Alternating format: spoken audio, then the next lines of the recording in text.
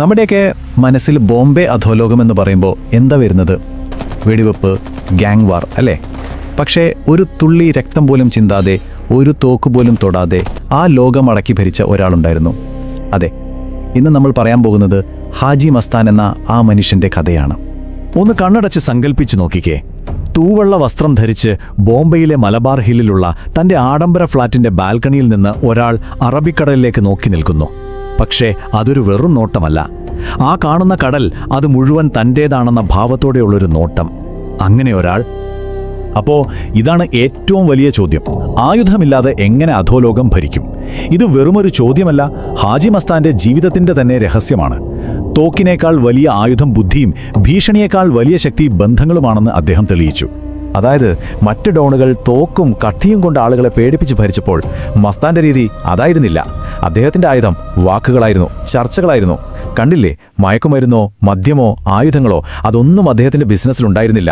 പാവപ്പെട്ടവരെ സഹായിക്കുന്ന ഒരു റോബിൻഹുഡ് ഇമേജും അദ്ദേഹം നിലനിർത്തിയിരുന്നു. സിനിമാ താരങ്ങളും രാഷ്ട്രീയക്കാരും പോലീസുകാരുമൊക്കെ അദ്ദേഹത്തിൻ്റെ കൂട്ടുകാരായിരുന്നു.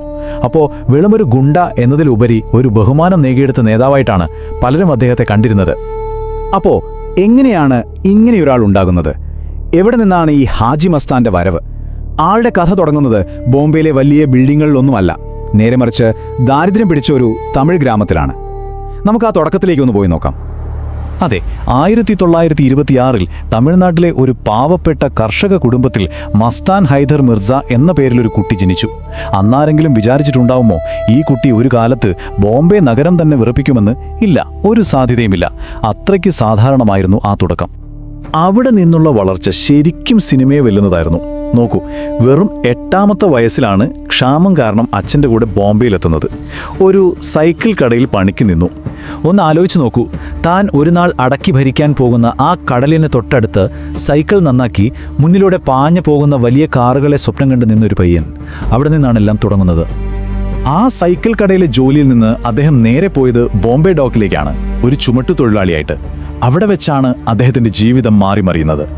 ഡോക്കിലെ തൊഴിലാളികളെ പിഴിഞ്ഞിരുന്ന ഷേർഖാൻ എന്നൊരു ഗുണ്ടയുണ്ടായിരുന്നു. അയാളെ മസ്താൻ ഒറ്റയ്ക്ക് നിന്ന് ചോദ്യം ചെയ്തു. ആ ഒരൊറ്റ സംഭവം അത് പിന്നീട് ദീവാർ എന്ന സിനിമയിൽ അമിതാഭ് ബച്ചൻ അനശ്വരമാക്കിയ സീനായി മാറി. ശരിക്കും പറഞ്ഞാൽ അതായിരുന്നു മസ്താൻ എന്ന നേതാവിൻ്റെ ജനനം. ഇനി അദ്ദേഹത്തിൻ്റെ വളർച്ചയുടെ രീതി നോക്കൂ, അത് വളരെ രസകരമാണ്. ആദ്യം ഷേർഖാനെ പോലുള്ളവരെ എതിർത്ത് തൊഴിലാളികളുടെ ബഹുമാനം നേടി. പിന്നെ വിശ്വാസം, അതാണ് ഏറ്റവും പ്രധാനം. ഒരു കള്ളക്കടത്തുകാരൻ ജയിലിൽ പോയപ്പോൾ അയാളുടെ കോടിക്കണക്കിന് രൂപയുടെ സ്വർണം 3 വർഷം സൂക്ഷിച്ച് ഒരു തരി പോലും നഷ്ടപ്പെടാതെ തിരികെ നൽകി. അതോടെ അദ്ദേഹത്തിൻ്റെ വാക്കിന് വിലയായി. പിന്നെ ബക്കിയ സഹോദരന്മാരെ പോലുള്ള വലിയ കളിക്കാരുമായി കൂട്ടുചേർന്നു. അങ്ങനെ പതിയെ പതിയെ കടൽ വഴിയുള്ള കള്ളക്കടത്തിൻ്റെ രാജാവായി മസ്താൻ മാറി. കണ്ടില്ലേ, തോക്കുകൊണ്ടല്ല, ബുദ്ധിയും വിശ്വാസ്യതയും കൊണ്ടാണ് അദ്ദേഹം സാമ്രാജ്യം പണിതത്. അദ്ദേഹം എപ്പോഴും പറയുന്നൊരു കാര്യമുണ്ടായിരുന്നു, സത്യസന്ധതയാണ് ഏറ്റവും വലിയ സമ്പത്ത് എന്ന് എൻ്റെ അച്ഛൻ പഠിപ്പിച്ചിട്ടുണ്ട്. ഇത് വെറുതെ പറഞ്ഞതല്ല. നേരത്തെ പറഞ്ഞ ആ സ്വർണത്തിൻ്റെ കഥയില്ലേ, അതിൻ്റെ ഉടമ ഷെയ്ഖ് ഗാലിബായിരുന്നു. തിരികെ കിട്ടിയപ്പോൾ അദ്ദേഹത്തിന് അത്ഭുതമായി. അപ്പോൾ തന്നെ ആ നിമിഷം തന്നെ ഗാലിബ് മസ്താനെ തൻ്റെ ബിസിനസ്സിൽ 50% പങ്കാളിയാക്കി. അതായിരുന്നു ആ സത്യസന്ധതയ്ക്ക് കിട്ടിയ ആദ്യത്തെ വലിയ പ്രതിഫലം. അങ്ങനെ കള്ളക്കടത്ത് ബിസിനസ് വളർന്നു, മസ്താന്റെ പേരും വലുതായി. പക്ഷേ ഒരു പ്രശ്നമുണ്ടായിരുന്നു. ബിസിനസ് സംരക്ഷിക്കാൻ ആളും അർത്ഥവും വേണം, മസിൽ പവർ വേണം. സാധാരണഗതിയിൽ എന്ത് സംഭവിക്കും? മറ്റു ഗ്യാങ്ങുകളുമായി യുദ്ധം തുടങ്ങും. പക്ഷെ മസ്താൻ തിരഞ്ഞെടുത്ത വഴി അതായിരുന്നില്ല. അദ്ദേഹം നേരെ പോയത് തൻ്റെ എതിരാളികളായ, അന്ന് ബോംബെ വിറപ്പിച്ചിരുന്ന മറ്റ് 2 ഡോണുമാരുടെ അടുത്തേക്കാണ്, കരീം ലാലയുടെയും വരദരാജൻ മുതലിയാരുടെയും. എന്നിട്ട് വളരെ ലളിതമായൊരു ചോദ്യം ചോദിച്ചു. നമ്മൾ എന്തിനാ ഈ ബോംബെക്ക് വേണ്ടി തമ്മിൽ തല്ലി ചാകുന്നത്? നമുക്ക് ഒരുമിച്ച് ഭരിച്ചാൽ പോരെ? ശരിക്കും പറഞ്ഞാൽ അതൊരു മാസ്റ്റർ സ്ട്രോക്ക് ആയിരുന്നു. ആ ഒരൊറ്റ ചോദ്യം ബോംബെ അധോലോകത്തിൻ്റെ ചരിത്രം തന്നെ മാറ്റിയെഴുതി. അങ്ങനെ അവർ 3 പേരും ചേർന്ന് ബോംബെ നഗരത്തെ അങ്ങ് പങ്കിട്ടെടുത്തു. കണ്ടില്ലേ, ഒരു കേക്ക് മുറിക്കുന്നത് പോലെ. ഹാജി മസ്താൻ സൗത്ത്, വെസ്റ്റ് ബോംബെയിലെ കള്ളക്കടത്തും പണമിടപാടും നോക്കും. വരദരാജൻ മുതലിയാർ സെൻട്രൽ ബോംബെയിലെ വ്യാജമദ്യവും ഗുണ്ടാ പ്രവർത്തനങ്ങളും. കരീം ലാല മറ്റൊരു ഭാഗത്തെ പിടിച്ചുപറിയും മറ്റു കാര്യങ്ങളും. ഓരോരുത്തർക്കും അവരവരുടെ ഏരിയ, അവരവരുടെ ബിസിനസ്. അതോടെ അടിയും പിടിയുമില്ല, സമാധാനപരമായി അധോലോകം മുന്നോട്ട് പോയി. വർഷങ്ങളോളം ഈ ഒരു സിസ്റ്റം അവിടെ നിലനിന്നു. ഇനി അധോലോകത്തിന്റെ രാജാവായി ഇങ്ങനെ വാഴുമ്പോഴും മസ്താന്റെ മനസ്സ് മുഴുവൻ മറ്റൊരിടത്തായിരുന്നു. എവിടെയാണെന്നറിയാമോ? ബോളിവുഡിന്റെ വെള്ളി വെളിച്ചത്തിൽ. അതും അദ്ദേഹത്തിന്റെ ജീവിതത്തിലെ വളരെ രസകരമായൊരു ഭാഗമാണ്. അദ്ദേഹത്തിന്റെ ജീവിതം തന്നെ ഒരു സിനിമയായിരുന്നല്ലോ. അതുകൊണ്ട് തന്നെ ബോളിവുഡ് അദ്ദേഹത്തെ വെറുതെ വിട്ടില്ല. പ്രശസ്തമായ ദീവാർ എന്ന സിനിമയിലെ അമിതാഭ് ബച്ചന്റെ വിജയ് എന്ന കഥാപാത്രം അത് ഹാജി മസ്താനിൽ നിന്ന് പ്രചോദനം ഉൾക്കൊണ്ടതാണ്. ഡോക്കിലെ തൊഴിലാളിയിൽ നിന്ന് കള്ളക്കടത്തിന്റെ രാജാവാകുന്ന കഥ, ആ തൂവെള്ള വസ്ത്രം, ആ ശാന്തമായ പെരുമാറ്റം എല്ലാം മസ്താനിൽ നിന്ന് കടമെടുത്തതാണ്. അമിതാഭ് ബച്ചൻ ആ റോളിനു വേണ്ടി മസ്താനെ നേരിട്ട് കണ്ട് പഠിക്കുക വരെ ചെയ്തിട്ടുണ്ട്. അപ്പോൾ എവിടെയാണ് യഥാർത്ഥ മസ്താൻ, എവിടെയാണ് സിനിമയിലെ വിജയ് എന്ന് തിരിച്ചറിയാൻ പറ്റാത്ത അവസ്ഥയായി. ബോളിവുഡിലെ വലിയ വലിയ നടന്മാരൊക്കെ, ദിലീപ് കുമാറും രാജ് കപൂറുമൊക്കെ അദ്ദേഹത്തിന്റെ അടുത്ത സുഹൃത്തുക്കളായിരുന്നു. പക്ഷേ അദ്ദേഹത്തിന്റെ യഥാർത്ഥ പ്രണയം അന്നത്തെ ഇതിഹാസ നടി മധുബാലയോടായിരുന്നു. ആ പ്രണയം പക്ഷെ ഒരിക്കലും സഫലമായില്ല. പിന്നീട് മധുബാലയുടെ അതേ മുഖഛായുള്ള സോന എന്നൊരു പുതുമുഖ നടിയെ അദ്ദേഹം കണ്ടുമുട്ടി. അവരെ വിവാഹം കഴിച്ചു. സോനയെ ഒരു സൂപ്പർ സ്റ്റാർ ആക്കാൻ വേണ്ടി സ്വന്തമായി സിനിമകളൊക്കെ നിർമ്മിച്ചു, കോടികൾ മുടക്കി. പക്ഷെ അതൊന്നും വിജയിച്ചില്ല. നോക്കും, ബോംബെ അടക്കി ഭരിച്ച ആ മനുഷ്യൻ ഹൃദയത്തിന്റെ കാര്യത്തിൽ ഒരു പരാജയമായിരുന്നു. പക്ഷേ എല്ലാ കഥകൾക്കും ഒരവസാനമുണ്ടല്ലോ.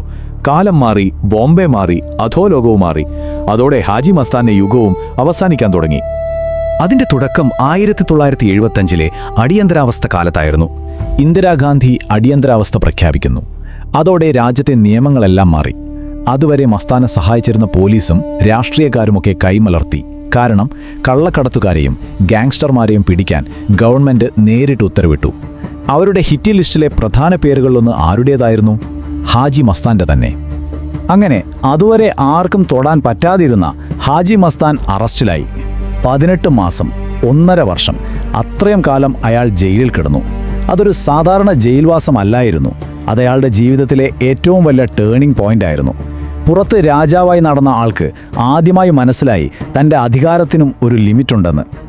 ആ ജയിലിൻ്റെ 4 ചുമരുകൾക്കുള്ളിലിരുന്ന് മസ്താൻ ഒരു കാര്യം ഉറപ്പിച്ചു: രാഷ്ട്രീയ പവർ ഇല്ലെങ്കിൽ എൻ്റെ ഈ സാമ്രാജ്യം വെറും ചീട്ടുകൊട്ടാരമാണ്. എത്ര പണമുണ്ടായിട്ടും കാര്യമില്ല, ഒരു സർക്കാർ വിചാരിച്ചാൽ എല്ലാം തീരും. യഥാർത്ഥ സംരക്ഷണം തരുന്നത് പണമല്ല, പൊളിറ്റിക്കൽ പവറാണെന്ന് ആൾക്ക് കത്തി. ആ തിരിച്ചറിവായിരുന്നു എല്ലാം. അങ്ങനെ ജയിലിൽ നിന്ന് പുറത്തിറങ്ങിയത് പുതിയൊരു മസ്താനിയായിരുന്നു. ആള് വെറുതെ ഇരുന്നില്ല. ആദ്യം പരസ്യമായ ഒരു ചടങ്ങ് വെച്ച് തൻ്റെ പഴയ ജീവിതമെല്ലാം ഉപേക്ഷിക്കുകയാണെന്ന് പ്രഖ്യാപിച്ചു. ആളുകളെല്ലാം ഞെട്ടി. പിന്നെ നേരെ രാഷ്ട്രീയത്തിലേക്ക്. 1980-ൽ ദലിത് മുസ്ലിം സുരക്ഷാ മഹാസംഘ് എന്ന പേരിൽ സ്വന്തമായൊരു പാർട്ടി തുടങ്ങി. അധോലോക രാജാവ് ഇനി ജനനേതാവാകാൻ പോവുകയായിരുന്നു. ഇവിടെയാണ് കഥ ശരിക്കും കോംപ്ലിക്കേറ്റഡ് ആവുന്നത്.